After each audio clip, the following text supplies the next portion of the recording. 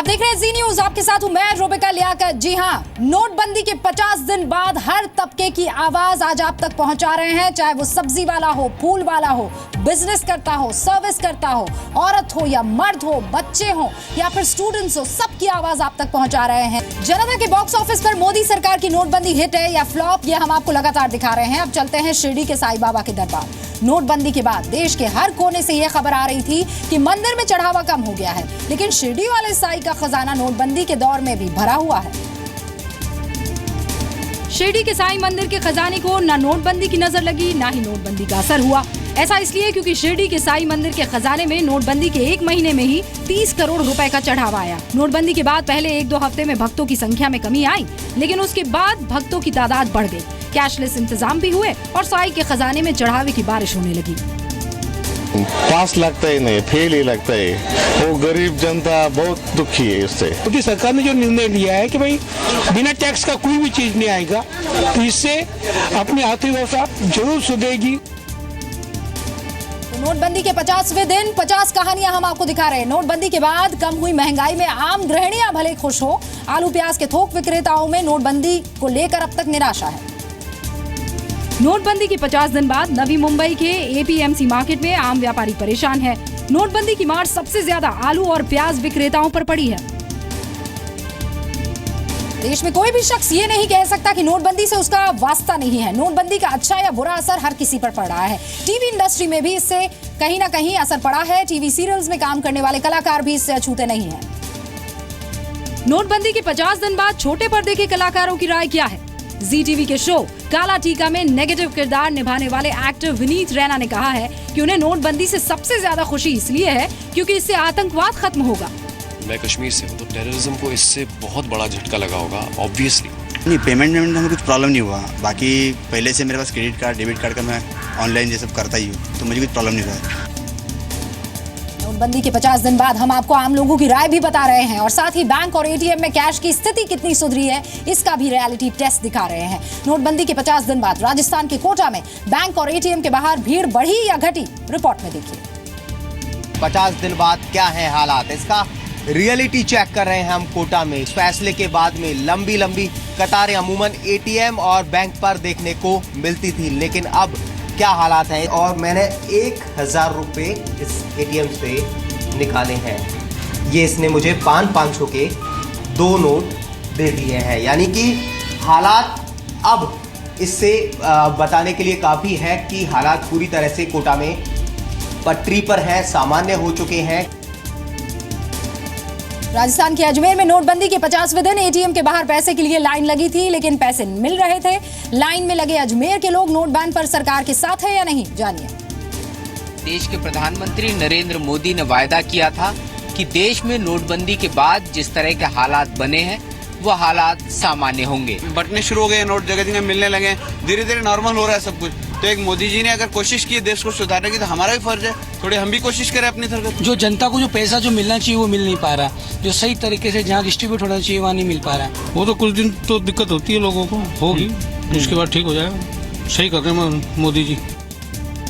देखिए, नोटबंदी के 50 दिनों में बहुत कुछ बदला है, इससे इनकार नहीं किया जा सकता। ऐसे में कई गांव हमने देखे जो एक झटके में कैश से कैशलेस गांव में बदल गए। हमने आपको महाराष्ट्र के धसई गांव के बारे में दिखाया था। महाराष्ट्र के मलण गांव में भी अब डिजिटल पेमेंट को लेकर जागरूकता फैल गई है। लेस कैश सोसाइटी बनाना मुमकिन है, इसका शानदार उदाहरण बना है महाराष्ट्र के सांगली का मलण गांव। स्थानीय प्रशासन ने वहां पिछले कुछ दिनों में जन जागृति कार्यक्रम, नागरिकों के लिए डिजिटल आर्थिक संवाद, स्कूलों में स्पेशल क्लासेस, बाजारों में व्यापारियों के लिए कैंप जैसे कार्यक्रम किए। 4-5 बार मिलकर सब लोगों को ये समझाया कि ये यूज करना बहुत आसान है, इजी है और ये हो सकता है। खाली सॉफ्टवेयर के नाम से डरो मत, ये कैशलेस करना ये समय की जरूरत है। नतीजा ये है कि मलण गांव सांगली का पहला कैशलेस गांव बन गया है। नोटबंदी के बाद प्रधानमंत्री नरेंद्र मोदी ने कैशलेस क्रांति की मुहिम चलाई। धीरे धीरे काफी लोग इस मुहिम से जुड़ रहे हैं। शहर ही नहीं, गांव भी डिजिटल होने लगे हैं। मध्य प्रदेश में भोपाल का एक गांव भी पूरी तरह से डिजिटलाइज हो गया है। इससे बैंक ऑफ बड़ौदा ने गोद लिया है। मध्य प्रदेश की राजधानी भोपाल के पास बड़झीरी गांव अब कैशलेस गांव बन गया है। इस गांव को बैंक ऑफ बड़ौदा ने गोद ले लिया है और यहाँ के 99% ग्रामीणों के बैंक खाते खोल दिए गए हैं। पिछले कई दिनों से इस गांव में कैशलेस लेन देन की ट्रेनिंग दी गई है। सभी को एटीएम कार्ड मुहैया कराने के साथ ही दुकानों पर स्वाइप मशीन्स भी लगाई गई है। जितनी भी सुविधाएं हो सकती है वो सब हमने प्रदान किया है, जिसमें कि हमने ये एक्सप्रेस लॉबी लगाया जो आप देख रहे हैं। इस एक्सप्रेस लॉबी में एटीएम भी है और कैश डिपॉजिट करने की मशीन है, पासबुक प्रिंटिंग मशीन है। इस गांव में ई वॉलेट की सुविधा भी शुरू हो गई है। हमने आपको चाय वाले की कहानी दिखाई, सब्जी वाले की कहानी दिखाई, फल फूल वाले की कहानी दिखाई, दूध वाले, ऑटो रिक्शा वाले, रेहड़ी वाले, सबकी राय आपने देखी। ज्यादातर लोग नोट बैन के 50 दिन बाद भी सरकार के साथ है। हालांकि देश की ज्यादातर क्षेत्रों में, ज्यादातर मंडियों में नोटबंदी के बाद से ही मंदी छाई हुई है। लेकिन मध्य प्रदेश के इंदौर की अनाज मंडी में क्या चल रहा है नोटबंदी के 50 दिन बाद, देखिए। मध्य प्रदेश के इंदौर में छावनी अनाज मंडी नोटबंदी के बाद मंदी के दौर से गुजर रही है। स्थानीय व्यापारियों के मुताबिक कारोबार में करीब 40% मंदी है, लेकिन आने वाले दिनों में नोटबंदी से अच्छे दिन आ सकते हैं। सरकार ऐसा कोई विशेष जितना होना चाहिए वैसा हुआ भी नहीं है। काला धन जो एकदम से ओपन होना चाहिए वो उतना हुआ भी नहीं है। और आम जनता जो परेशान हुई है उसके हिसाब से 50-50 है। तो कैश क्रांति के बाद बड़े शहरों के बाद अब आपको छोटे छोटे शहर भी कैशलेस होते हुए दिखाई दे रहे हैं। अच्छी बात यह है कि चाट पकौड़ी जैसी दुकान में भी आपको कैशलेस पेमेंट दिख रहा है। हरियाणा के सिरसा में चाट पकौड़ी की दुकान पर ग्राहक बिना कैश के कैसे कर रहे हैं ऐश, देखिए। सिरसा के लोग हैरान रह जाते हैं जब शाम की चाट पकौड़ी खाने आते हैं, क्योंकि यहाँ कैश की टेंशन के बिना लोग आराम से चाट पकौड़ी का स्वाद ले सकते हैं। सबसे पहले रेडी इन्हीं की है जिनके ऊपर पेटीएम से पेमेंट की जा रही है और ठीक लग रहा है। जैसे हमें सुविधा होगी है, इनको भी सुविधा होगी है, कैश इनको भी खुले देने की झंझट नहीं है, हमें भी खुले देने की झंझट नहीं है। शाम कैशलेस क्रांति का हिस्सा बने तो देखा देखी बाकी रेहड़ी पटरी वाले भी उनके साथ आ गए। आप जानकर हैरान होंगे कि सिरसा में अब कई रेहड़ियों पर स्वाइप मशीन तक की सुविधा भी है। अब लोग कम से कम 500 से लेकर 1000 तक की पेमेंट बाय पेटीएम आसानी से दे सकते हैं। अगली अच्छी खबर राजस्थान से है। यहाँ नोटबंदी के 50 दिनों बाद डिजिटल क्रांति बड़ी बड़ी दुकानों से लेकर पंक्चर बनाने वाली दुकान तक पहुंच गई है। अजमेर में नोटबंदी के बाद छोटे नोटों की कमी का मुकाबला डिजिटल पेमेंट से किया जा रहा है। यहाँ तक कि पंक्चर बनाने वाला भी पेटीएम से पेमेंट ले रहा है।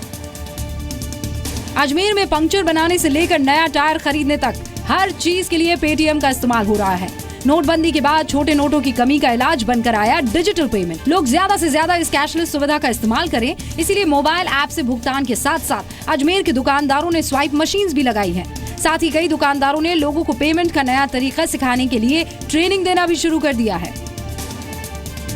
नोटबंदी के दौर में हर कोई बदल रहा है। युवा बदल रहा है, बुजुर्ग भी बदल रहे हैं, पुरुष बदल रहे हैं, महिलाएं बदल रही है, यहाँ तक कि किन्नर भी बदल रहे हैं। प्रधानमंत्री नरेंद्र मोदी के संसदीय क्षेत्र वाराणसी में किन्नर भी कैशलेस क्रांति से जुड़ गए हैं।